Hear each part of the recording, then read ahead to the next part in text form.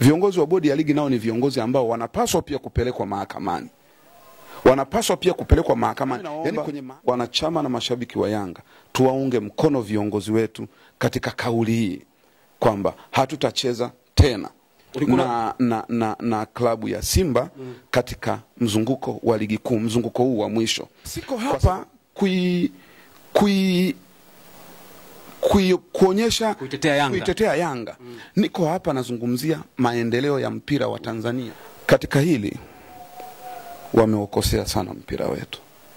Na ndio maana tunaongea kwa maneno yenye hekima na busara na kwa upole na kwa utulivu. Katika hili wameokosea mpira wetu. Historia itakuja kuwa hukumu. Yanga ni klabu inayopitia machungu mengi sana kutoka bodi ya ligi na shirikisho la mpira wa miguu. Yako mengi sana. Hatutaki kuyasema, tutayasema wakati mwingine. Katika hili msimamo wetu hatutacheza. Hatutacheza tena na klabu ya Simba katika mzunguko wa ligi kuu, mzunguko huu wa mwisho. Wamemwaga ugali na sisi tunamwaga mboga. Sio Yanga tu. TFF inatambua kwamba kuna mashabiki, wapenzi na wanachama wa Yanga. Ndio maana hata jukwaani unaambiwa huu upande huu ni wa mashabiki wa Yanga na Simba. Kwa hiyo sio swala la kutambuliwa na Yanga. Mwanachama, shabiki, mkereketo wa Yanga anatambuliwa kwa wanachama wake, kwa kadi, anatambuliwa kwa mavazi yake, anatambuliwa kwa itikadi yake, anatambuliwa kwa hamasa yake. Kwa hiyo swala la kusema wale mabouncer wametumwa na uongozi wa Yanga, sidhani kama ni sahihi. Na ndio maana nikasema muda ule ambao kikosi cha Simba kimefika, nimeuliza swali na Watanzania tusaidiane. Ni kiongozi gani wa Yanga alikuwepo? Mimi kwangu hakuna kiongozi wa Yanga aliyekuwepo, kwa sababu hawakupata taarifa kwamba wenzao watakwenda kufanya nini? Mazoezi. Na tumekubaliana mimi na wewe wakati tunaanza interview kwamba tukubaliane basi Simba ndio wamefika pale na ndio wakatoa taarifa pale. Unapofika na kutoa taarifa pale, utegemee kwamba hakuna kiongozi wa Yanga atakuwepo. Utegemee kwamba hakuna kiongozi wa bodi ya ligi atakuwepo. Utegemee kwamba hakuna kiongozi wa TFF atakuwepo. Kwa sababu gani? Hukutoa taarifa, unakwenda. Nadhani hili ngoja kwanza, nadhani hili wananchi tunapaswa kufanya nini? Kukubaliana kwamba kama hukutoa taarifa na ukafika pale ndo ukatoa taarifa, lazima patakuwa na mapungufu. Na mapungufu tunayoongelea hapa ndio hayo ya baadhi ya wahusika muhimu kutokuwepo kufacilitate ule mchakato wa timu kufanya nini? Kuingia vizuri. Nataka niseme lengo langu mimi sio kutetea Yanga. Kabla hujasema hayo, tuweke swali moja hapo. Kama wale mabouncer wako mle ndani, ule uwanja ni wa serikali, una taratibu zake. Na ni kweli Yanga walikuwa wana mchezo ambao ni wa nyumbani kwao, manake uwanja unakuwa chini yao. Wale watu ambao wanakopa mle ndani wanaenda kwa nguvu ya nani uwanjani, wakati kuna taratibu za ulinzi kwenye uwanja? Gari inataka kuingia ndani, anayehusika ni mlinzi wa getini. Najua kuna walinzi wa uwanja wako pale. Waliingiaje mle kama uongozi au kuwepo na kuwaruhusu mle? Manake walikuwa ni wahalifu. No, cha kwanza umeuliza swali zuri sana. Cha kwanza hebu tutazame picha mjongeo. Picha za video ambazo zimezunguka sana zikionyesha basi la Simba likiwa uwanjani. Katika picha hizi ambazo mtaziona, ndugu zangu wa Tanzania, hakuna picha hata moja inaonyesha basi la Simba limeingia ndani. Basi la Simba linaonekana liko nje, likiwa limekunja kona, linataka kuingia wapi? Ndani. Ndio maana kwa nyuma utaona malori. Na basi lingine BM utaliona limepita pembeni kule, haliko ndani. Manake kuna uwezekano mkubwa, nataka tuongee kwa kuangalia kitu kilichopo. Kuna uwezekano mkubwa kwamba hawa watu hawakuzuiliwa na watu ambao wanatambuliwa rasmi na Yanga. Walizuiliwa na mashabiki na wapenzi wa Yanga ambao walikuwa wako nje ya uwanja. Walipoona Simba wanakuja kufanya mazoezi na wanakuja mabasi mawili, ndio wakakurupuka wakaenda pale mbele. Kwa sababu wako mbele na huwezi kujua ni nani bouncer wa Yanga, ni nani mlinzi, sisi tunaona picha. Tazama picha vizuri. Tunaona basi liko nje, tunaona tu vurugu nje pale. Na uwanja una CCTV. Ombi letu kwa bodi ya ligi, watoe CCTV. Zionyeshe. Je, waliozuia Simba ni mabouncer wanaotajwa wa Yanga? Lakini lingine, kwenye taarifa yao wanasema mpaka sura zao wanazijua. ndio maana tunasema kama wanazijua, hapo ndio sehemu ambayo tunataka bodi ya ligi ichukue hatua. Siko hapa kuonyesha kuitetea Yanga. Niko hapa nazungumzia maendeleo ya mpira wa Tanzania na sio Yanga. Ndio maana kwenye mahojiano yangu tangu mwanzo nimesema kanuni na taratibu, kama kweli walionekana watu wa Yanga na wanajulikana, bodi ya ligi itakiwa ichukue hatua hapo hapo ili Simba waridhie kucheza mchezo. Kwa sababu kumbuka, barua ya Simba kwenda bodi ya ligi, Simba ilitaka hatua zifanye zichukuliwe. Kama umesema wanajulikana, kwa nini bodi ya ligi haikuchukua hatua? Umesema bodi ya ligi inasema wanajulikana. Kama wanajulikana, kwa nini hawakuchukuliwa hatua pale pale mpaka tunaenda kuahirisha mpira kwa sababu ya watu tu 3-4 ambao wewe unasema ni mabouncer? Lakini lingine, ukitazama picha, basi lilikuwa nje, na nje ya uwanja kila mtu anaweza akafanya jambo lolote. Laiti ingekuwa ndani wameingia, alafu wachezaji wanatoka vyumbani wanataka kuingia uwanjani, wakazuiwa kuingia kwenye pitch, hiyo nayo ni habari nyingine. Angalia picha mjongeo, utaona picha tunazoziona ni za nje, basi likiwa nje na basi la BM likipita pembeni huku. Lakini tangu lini Simba ikaenda kufanya mazoezi na mabasi mawili makubwa? Mabasi yamebeba watu gani? Kwa hoja yako ni kuhusiana na mabasi na sio taratibu. No. Mimi nauliza tu kitu tu cha ajabu, kile cha kipumbavu, lakini kinafikirisha. Unaweza ukajiuliza pia kanuni zinasemaje? Kanuni hazisemi lolote kuhusu idadi ya magari. Kanuni inasema tu timu ipewe uwanja. Lakini tunapokwenda kwenye dabi, kumbuka dabi inatawaliwa na mambo mengi sana, ambayo busara ya viongozi wa Yanga na Simba nilidhani kuna mambo wangeweza kuyaepuka. La kwanza, kutokuziingiza timu kwenye mazingira hatarishi ambazo yangepelekea mchezo kuvunjika. Mfano, Yanga wanajua wanacheza, Yanga ndio wenyeji. Wangetengeneza mazingira tu mazuri kwamba mashabiki wetu na wanachama mnapenda kulinda uwanja, lakini sisi ndani tumeweka mekanizmu ya kulinda uwanja na tunajua tunalindaje, hebu tuache mambo yaendelee. Lakini busara ya pili, uongozi wa Simba unajua kabisa tunapokwenda kwenye dabi uwanja huo unalindwa, na haswa mechi hizi za usiku wako wanalinda na Yanga wanalinda. Nami nililindaga kabisa, unakesha mpaka alfajiri, kesho yake mpaka tena alfajiri. Ndio maisha, ndio utamaduni tumeukuta, tumeuacha. Kwa mimi nilidhani pia hata busara kwa viongozi wa Simba wangeweza kusema kulingana na mazingira ya mechi hizi tunatuumiana hivi na hivi, basi sisi ngoja tukafanya mazoezi Jimkana. Lakini ngoja nimalize. Basi sisi tukafanya mazoezi KMC. Nasema tu busara. Inaweza ikawa sio busara, lakini nasema tu kwenye mazingira magumu ya mechi ya dabi ya Simba na Yanga, nadhani kuna busara itafutwe ya viongozi kutoingiza timu kwenye mazingira ambayo yatahatarisha usalama wa wachezaji, amani ya mchezo kabla, na tukayaepuka. Kwamba tunajua ni usiku, tukienda na mabasi mawili tunaweza kutuhumiwa hivi na hivi. Basi tuende na basi moja, au hebu tuendeni tukafanyie mazoezi KMC. Pana taa, pana mazingira wezeshi. KMC hakuna taa. Kaka, zinafungwa. Zinafungwa. Basi twende Azam, twende Chamazi. Sawa. Lakini Jermuro, mimi nadhani pengine nataka comment yako. Kwa upande wa Simba, kwa msimamo wao, waliandika barua kwenda bodi ya ligi. Kwa sababu hiyo barua pengine ina vitu vingi ambavyo hujavijua. Bodi ya ligi wakaona ni busara tufanye uchunguzi. Pengine walifanywa vitendo vya kiuhalifu zaidi tofauti na vile ambavyo tunafahamu. Hujafikiria hicho kitu kwa sababu watu kuvamiwa na mambo mengine kama hayo? Pengine hata kuna wachezaji walipigwa au walifanywa unyanyasaji. Sisi tumezungumza hapa tangu mwanzo wa mazungumzo yetu. Tumezungumza tukichambua taarifa rasmi iliyotolewa na bodi ya ligi na taarifa rasmi iliyotolewa na Simba na taarifa rasmi iliyotolewa na Yanga. Hayo mambo mengine kama wewe unasema yaliandikwa, sisi hatufahamu, hatuwezi kuyazungumza kwa sababu hatuna mamlaka ya kuongea vitu ambavyo hatuvijui.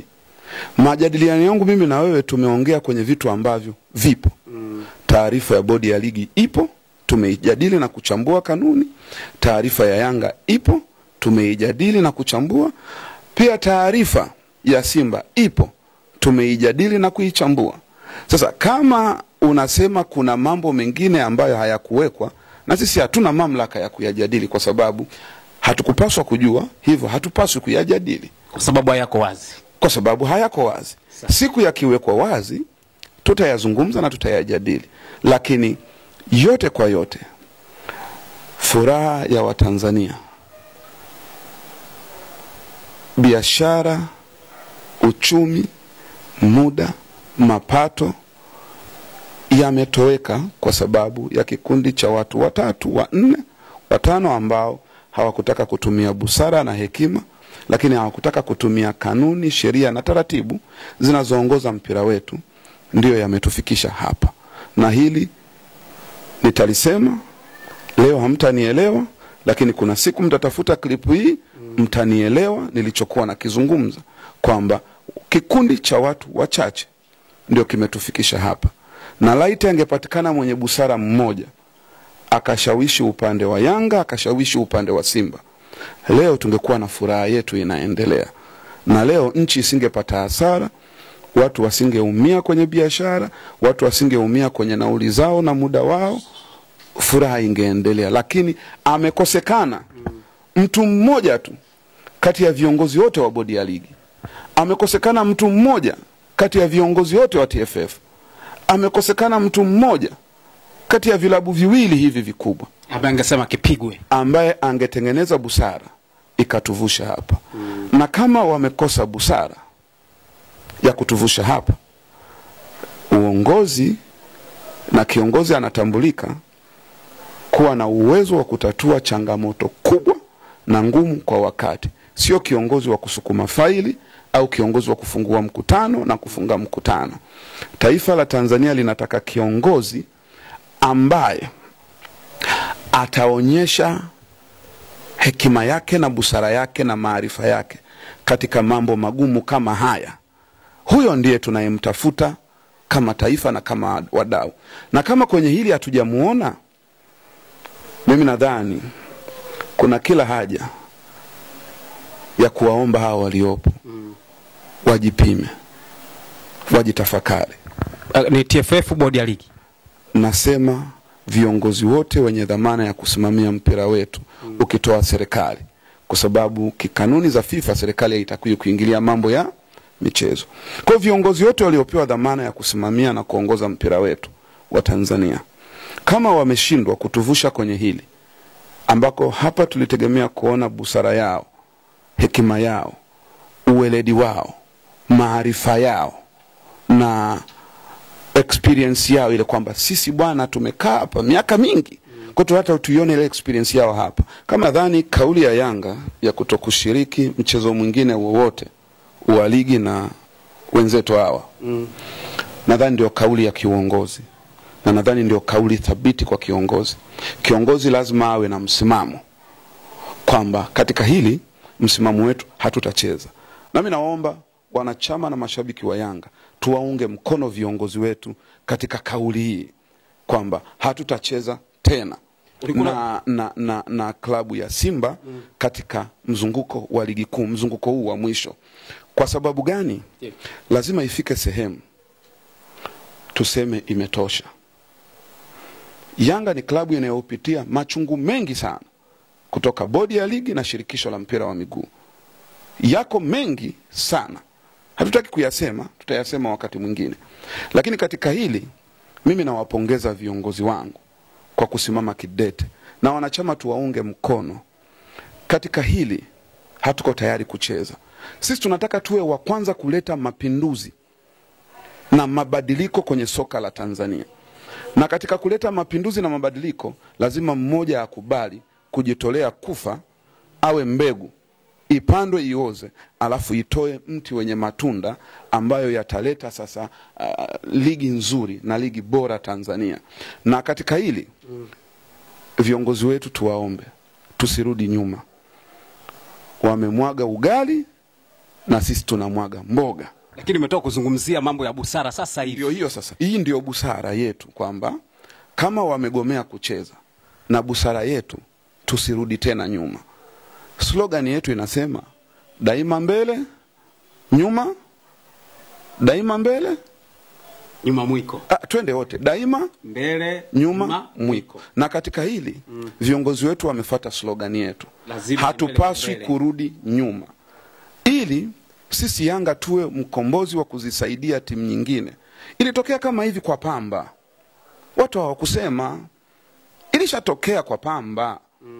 Brother, tukisema turudi tufungue vitabu msimu huu, ndio maana nasema sisi tunataka tuwe wa kwanza kuweka alama kwenye mpira wetu, kwamba kwenye msimu wa 2024-25 ilitokea timu ya Yanga ikasimama kidete, ikaleta mapinduzi haya, kwamba katika hili basi Yanga atakuwa wa kwanza kutengeneza mfumo bora ili jambo kama hili lisijitokee. Kumbuka kuna jambo lilishatokea huko kwenye usajili, ikawa hivi kipindi kile cha ajibu. Yanga ikasimama kidete mpaka ndo zikaja kutengenezwa kanuni ndogo. Na katika hili nadhani viongozi wako sahihi, na katika hili tunadhani itakwenda kutengenezwa kanuni nyingine. Sasa hapo manake mtaenda kuonyeshana mabavu sasa na mamlaka ya soka, kwa sababu wao watatengeneza siku ya kwenda kuchezwa mchezo, Yanga hamtatokea. Kanuni ya kupokonywa pointi pale ambapo timu haijatokea, mnajua madhara yake itakuwaje, na mnataka ubingwa. Sio kanuni ya kupokonywa pointi. Kanuni ya leo timu kutokuja uwanjani kucheza, hiyo ni kanuni haikufuatwa. Na tumesoma hapa kanuni ya 34 mambo ambayo yanaweza yakaahirisha mchezo. Lakini kuna option ile ya 3 ambayo imeacha kwenye mamlaka yenyewe, inaweza kaamua. Ndio maana tunasema ukitaka tutumie kanuni, tutakwenda kuchambua hilo neno dharura, afu tutakwenda kuangalia kwenye kilichotokea kulikuwa kuna hiyo dharura. Hatuhitaji kusema mambo mengi, lakini itoshe kusema tumzima taulo ikimvuka hadharani unachutama. Usikimbie wakati taulo imeshafanya nini? Imeshavuka. Chutama, alafu tukutupie taulo nyingine, ujifunike, uendelee na shughuli. Katika hili wameukosea sana mpira wetu. Ndio maana tunaongea kwa maneno yenye hekima na busara, na kwa upole na kwa utulivu. Katika hili wameukosea mpira wetu. Historia itakuja kuwa hukumu. Historia itakuja kuwa hukumu. Basi nikushukuru sana. Kama una lolote la kumalizia, maana tumezungumza mengi sana kuhusiana na swala la kutokucheza kwenye mchezo huu. Pengine kuna jambo umelisahau, hujalijazia. Hebu lijazie tuone, pengine tunaweza tukapata faida zaidi. Sina la jambo la kujazia zaidi ya kuambia tu wanajumuiya ya mpira na wadau na watu wenye maarifa. Huu ndio wakati tunahitaji wanasheria wabobezi wa kuzitazama hizi kanuni, sheria na taratibu, na kutazama miongozo. Ninatamani sana kipindi hiki katika hili lilotokea tuwapate wanasheria wenye uchungu, wanaojua sheria za mpira, walichukua hili jambo walipeleke kwenye mahakama za kimpira kule CAS kule. Lakini walichukua jambo hili walitazame kama kuna namna wanaweza wakalishughulikia, ili wale waliotoka mbali, waliopoteza hela, nauli zao na muda wao, na wale waliotafuta fedha kwa ajili ya kufanya biashara ndogo ndogo, na wale waliopata hasara, na TRA ambayo leo imekosa mapato mengi sana, waone na wao watafutwaje machozi kwa kupitia sheria na kanuni hizi. Yaani wafidiwe. Sijasema wafidiwe. Nimesema watafutwaje machozi. Huenda tukachambua sheria hizi na kanuni hizi tukaona kuna sehemu viongozi wao wa bodi ya ligi wanapaswa kuwajibishwa. Yaani wanapaswa na wao. Tena hili naliomba nilisisitize. Ifike wakati viongozi wa bodi ya ligi sio mitume 12. Hapana. Viongozi wa bodi ya ligi nao ni viongozi ambao wanapaswa pia kupelekwa mahakamani. Wanapaswa pia kupelekwa mahakamani, yani kwenye mahakama zile za kimichezo. Kwenye hili. Lakini sio kwenye mahakama za kimichezo. Tunatafuta wanasheria na watu wenye maarifa zaidi wawaburute hawa bodi ya ligi kwenye kamati za maadili za TFF. Ndicho hichi kitu ambacho ninatamani kuona, kwamba na hawa nao hawako juu ya sheria.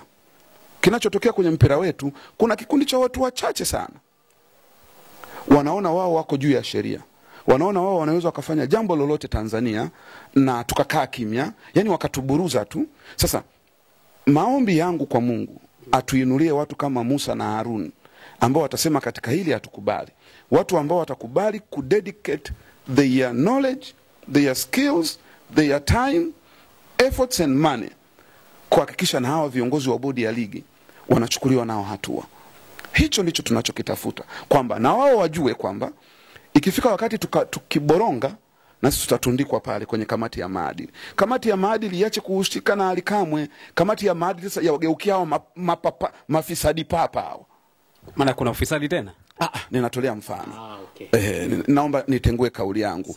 Iwageukia hao watu wanaotusumbua hawa, wanaotupa shida sana, wanaotuumiza roho na nafsi zetu, wanaotunyima raha, watu wasiozingatia FIFA fair play, watu wasiozingatia 4R za Mheshimiwa Rais. Kamati ya maadili iwatazame na hawa.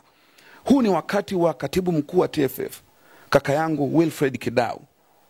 Ebu wageukia hawa watu.